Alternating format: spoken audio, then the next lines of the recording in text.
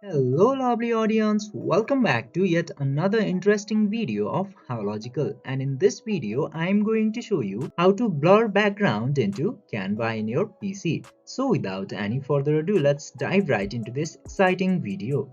Now in order to blur background from any project into your Canva, you just simply have to open any browser and open canva.com into there. Then after opening Canva, you just simply have to open your existing projects or create a new project. I'm opening my existing project into here, and after opening the project that you have into Canva, you just simply have to tap to the image where you want to blur the background, and then this edit image option will appear. Just simply tap into that option, and after tapping into edit image, so many options will appear into your Canva.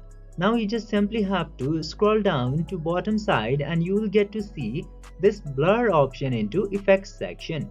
Just simply select the blur option, and now you just simply have to click into this add blur option and select your brush size at first.